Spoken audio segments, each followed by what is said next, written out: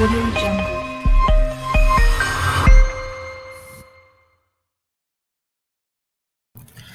Assalamualaikum warahmatullahi wabarakatuh. Bismillahirrahmanirrahim. Salam sejahtera untuk kita semua.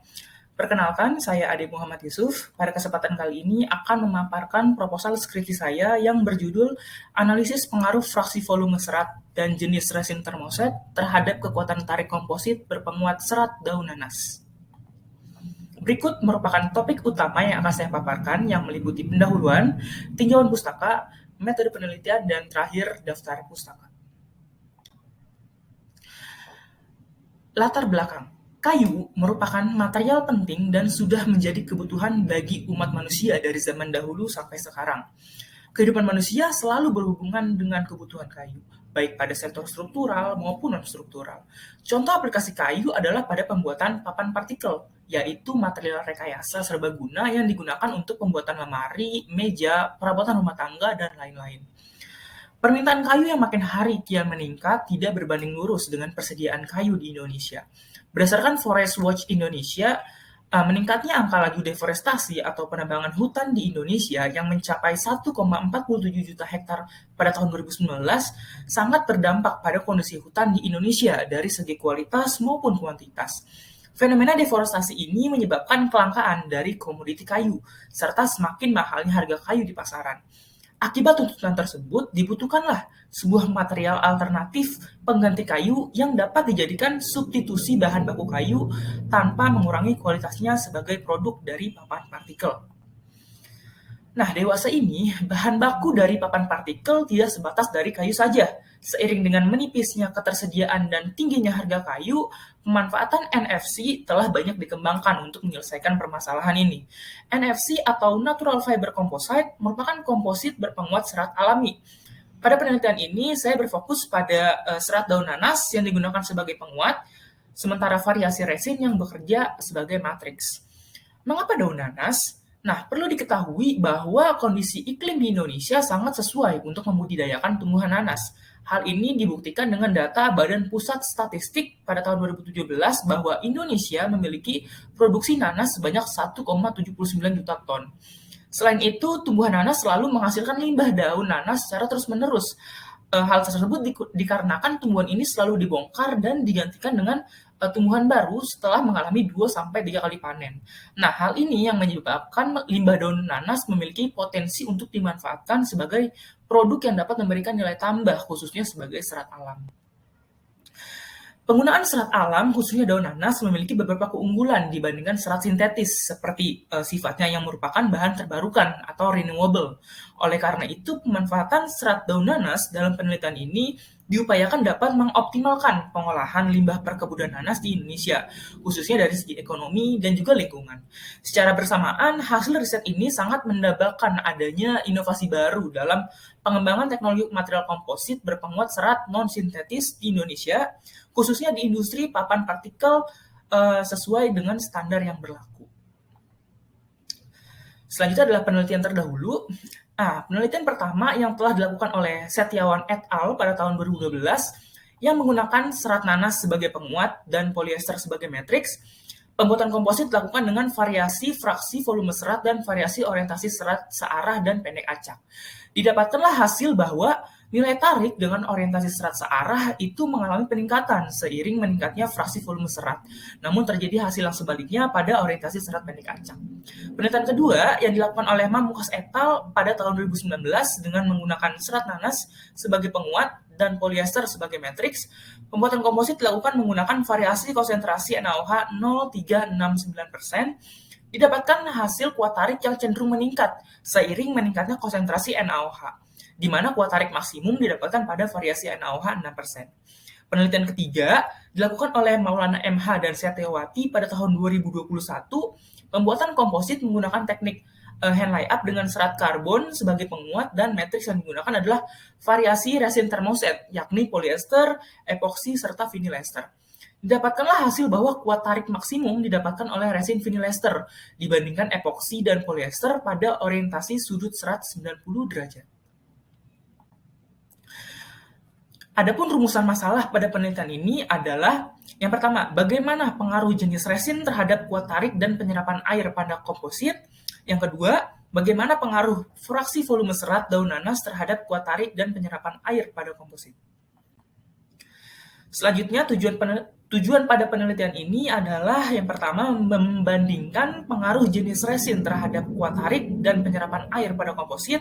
Yang kedua, membandingkan pengaruh fraksi volume serat daun nanas terhadap kuat tarik dan penyerapan air pada komposit. Dan yang ketiga adalah mengidentifikasi morfologi patahan serat pada komposit. Terdapat 2 poin hipotesis pada penelitian ini, yaitu yang pertama, semakin besar nilai fraksi volume serat daun nanas pada komposit bermatriks polimer termoset, maka nilai kuat tarik dari komposit tersebut akan semakin meningkat. Sementara yang kedua, resin polyester merupakan jenis resin yang memberikan nilai kuat tarik paling rendah dibandingkan epoksi dan vinyl ester.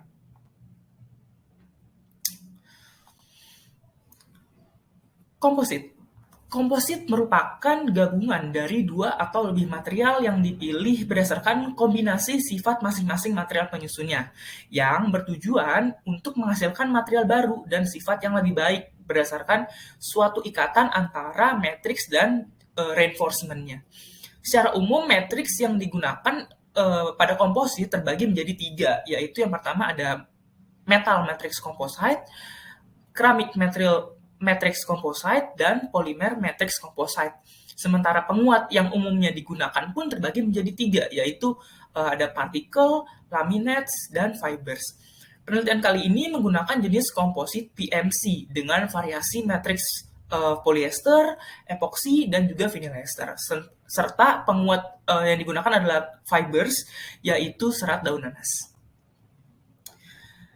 Terdapat beberapa metode yang dapat digunakan untuk menghasilkan komposit. Namun dari berbagai jenis metode yang ada, metode hand layup memiliki banyak keuntungan, seperti proses pengerjaan yang mudah karena tidak membutuhkan peralatan khusus, prinsipnya sederhana untuk dipelajari, serta cocok digunakan pada komponen berukuran besar maupun kecil. Nah, hand layup atau HLU ini dilakukan dengan cara menuangkan campuran resin dan katalis pada cetakan yang telah dilapisi cat atau gel coat. Campuran tersebut kemudian diratakan menggunakan roller pada lapisan fiber yang berada di cetakan. Ya, secara umum, material komposit modern terdiri dari 2 fase, yaitu serat sebagai penguat dan juga resin sebagai pengikat. Nah, keberadaan resin ini sangat penting karena fungsinya itu yang dapat memberikan stabilitas, memindahkan tegangan lokal, dan juga memberikan perlindungan pada serat. Nah, terdapat beberapa jenis matriks yang digunakan dalam material komposit modern yang tadi sudah diberitahu ya, ada polimer, ada keramik, dan juga ada logam. Namun, memang matriks yang paling banyak digunakan dalam produk komersial dan konstruksi adalah resin polimer, seperti termoset dengan cross linking. Nah, pada tabel sifat mekanik dari matriks termoset berikut, terlihat bahwa resin polyester memiliki rentang kuat tarik yang paling rendah dibandingkan epoksi dan vinyl ester. Sementara kuat tarik dari epoksi dan vinyl ester memiliki rentang kuat tarik yang berdekatan ya. Walaupun memang epoksi sepertinya lebih unggul dengan nilai kuat tarik yang tertinggi yang mencapai 90 megapascal. Nanas merupakan tumbuhan dengan ukuran batang yang pendek, di mana pada awalnya nanas itu akan menghasilkan bunga dari daun, kemudian mendekati periode dewasanya, bunga akan tumbuh dan daun akan memanjang yang kemudian menghasilkan banyak daun berserat yang tersusun spiral yang dapat dilihat pada gambar di poin B. Nah, nantinya daun nanas ini akan diambil seratnya, sehingga menjadi produk yang dapat dilihat pada poin D ya, serat nanas. Serat daun nanas ini baik digunakan sebagai penguat polimer karena memiliki kandungan holoselulosa sebanyak 70 hingga 82%, lignin 5 hingga 12%, dan sisanya adalah abu yaitu 1,1%. Adapun nilai kuat tarik dan modulus elastisitas yang dimilikinya juga dapat dibilang baik karena memiliki rentang nilai yang cukup besar. Nah, berikut merupakan grafik hubungan volume serat terhadap hasil kuat tarik, di mana garis biru menandakan komposit serat searah, sedangkan garis merah menandakan komposit serat pendek acak. Pada komposit dengan arah serat searah ditunjukkan bahwa kekuatan tarik itu meningkat dengan semakin meningkatnya fraksi volume serat daun nanas. Lalu terjadi fenomena yang berkebalikan pada komposit serat acak. Melalui grafik ini dapat dipastikan bahwa faktor orientasi serat dalam pembuatan komposit mempengaruhi peningkatan kekuatan tarik pada komposit tersebut. Serat yang mempunyai orientasi serat searah sesuai dengan panjang komposit di sini memiliki keuntungan. Sebab ketika komposit diberikan gaya tarik, maka matriks akan dapat menahan gaya tersebut dan diteruskan oleh serat sebelum akhirnya komposit tersebut akan putus atau patah. Sementara serat yang acak secara optimum itu tidak mampu dia menahan gaya yang diberikan pada arah di mana gaya bekerja. Oleh sebab itu nilai kuat tariknya akan mengalami tren penurunan. Faktor lain yang mempengaruhi kuat tarik komposit adalah alkalisasi NaOH. Perlakuan alkali atau alkalisasi adalah salah satu metode paling umum yang digunakan untuk perlakuan serat secara kimia. Dalam alkalisasi, biasanya serat direndam dalam larutan NaOH dalam periode waktu tertentu. Pada tabel pengaruh variasi konsentrasi NaOH terhadap hasil kuat tarik, terlihat bahwa kuat tarik cenderung meningkat seiring meningkatnya konsentrasi NaOH. Namun memang nilai tarik tertinggi didapatkan pada konsentrasi NaOH 6%. Nah, peningkatan kekuatan ini terjadi kenapa? Karena ketika serat direndam pada larutan tersebut terjadi peningkatan kekakuan serat. Nah, kekakuan serat meningkat karena seiring meningkatnya kandungan selulosa dan berkurangnya kandungan unsur lain seperti hemiselulosa dan juga lignin. Selanjutnya, pada perlakuan alkalisasi NaOH 9%, kandungan hemiselulosa, lignin, dan pektin justru akan semakin menghilang gitu, akan memudar, yang kemudian menyebabkan nilai tarik justru semakin menurun. Hal ini menyebabkan kumpulan mikrofibril sebagai penyusun serat yang disatukan oleh lignin dan pektin akan terpisah. Nah, perbedaan morfologi permukaan serat dengan alkalisasi dan tanpa alkalisasi dapat dilihat pada gambar A dan juga B. Pada gambar A, serat tanpa alkalisasi memiliki endapan pengotor yang cukup banyak pada bagian permukaan. Nah, keberadaan pengotor ini dapat menyebabkan adesi interfasial matriks dan serat yang buruk karena terbatasnya area kontak antara serat dan juga matriks. Sementara pada gambar B terlihat permukaan serat yang lebih bersih dan kasar karena keberadaan pengotor yang telah menghilang. Selain itu, hilangnya pengotor dan elemen seperti lignin dan hemiselulosa juga berpengaruh pada adesi permukaan yang lebih baik antara serat dan juga matriks. Nah, berikut adalah diagram alir penelitian yang akan dilakukan. Mula-mula alat dan bahan dipersiapkan. Serat dipotong 25 cm agar ukurannya seragam. Kemudian dibuat larutan NaOH dengan konsentrasi 6%. Lalu serat direndam dalam larutan tersebut selama 2 jam dan kemudian dikeringkan.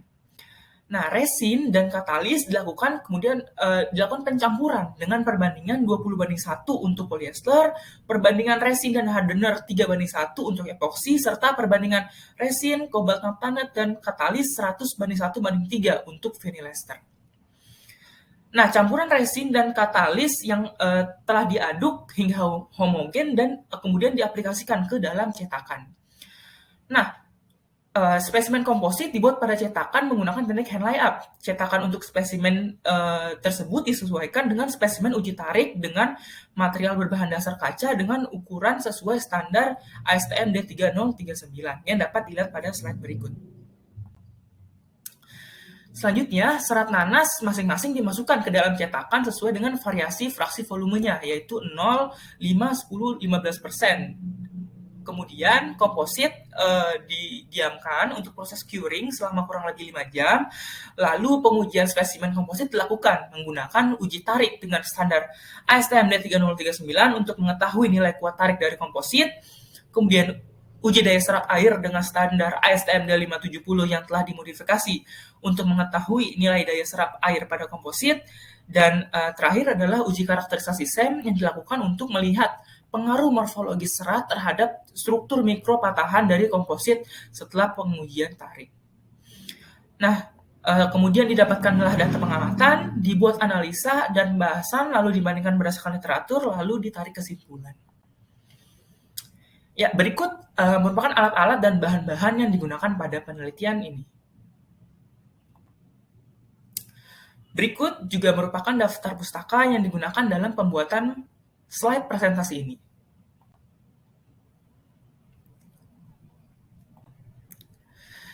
Demikian akhir presentasi saya. Semoga bermanfaat untuk kita semua. Akhir kata, wassalamualaikum warahmatullahi wabarakatuh.